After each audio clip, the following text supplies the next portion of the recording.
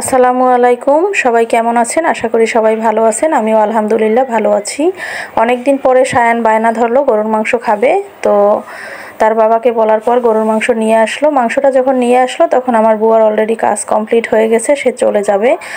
তো ওই মুহূর্তে তাকে আর আমি মাংসটা কাটানোর জন্য বসাইলাম না, আমি নিজেই মাংসটা কেটে ধুয়ে পরিষ্কার করে তারপরে পেঁয়াজ, হলুদ, মরিচ, মাংস রান্না করতে যা যা লাগে আমি সব কিছু দিয়ে মাংসটাকে মাখিয়ে নেব।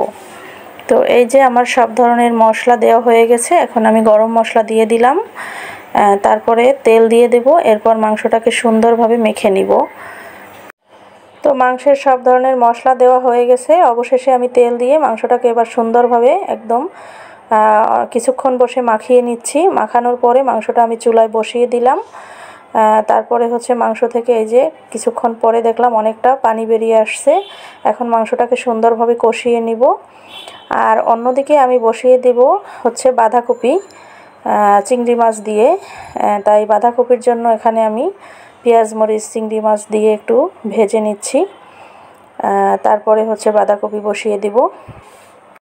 তো বাঁধাকপি দুইটা খুব দেখতে ছোট ছিল সাইজে একদম। আমি ভাবছিলাম কি দুইটা লাগবে, এখন কাটার পরে দেখি আসলে পরিমাণে অনেক বেশি হয়ে গেছে। তো যেহেতু কেটে ফেলছি কিছু করার নাই, বসিয়ে দিলাম। রান্না হয়ে গেলে তারপর আমি প্রয়োজনে একটু বক্সে করে রেখে দিব, আরেকদিন খাবো। এই যে দেখতে দেখতে আমার বাঁধাকপি ভাজি হয়ে গেল। আমি বড় কড়াই থেকে একটা ছোট কড়াইতে নামিয়ে নিলাম।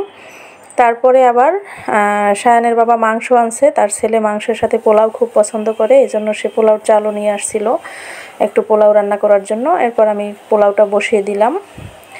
এই যে পোলাওটাও অনেকটা প্রায় হয়ে গেছে, এখন একটু দমে রাখবো। আর এই যে আমার গরুর মাংসের শেষের দিকে প্রায়, এটাও প্রায় হয়ে গেছে। পোলাও রান্নাও আমার কমপ্লিট। এই যে একদম ঝরঝরা হয়ে গেছে আমার পোলাও। তারপরে খাওয়ার জন্য এই যে টেবিলে পরিবেশন করলাম। আমি, সায়ানের বাবা তিনজন মিলে একসাথে খেলাম। আজকে সায়ান নিজের হাতেই খাবে সে বলছে, তাই তাকেও নিজের হাতে খাওয়ানোর জন্য বসিয়ে দিলাম, সাথে আমরাও বসলাম। তো ভালোই ছিল আজকের আয়োজন। আপনাদের কাছে কেমন লাগছে বলবেন অবশ্যই। ধন্যবাদ।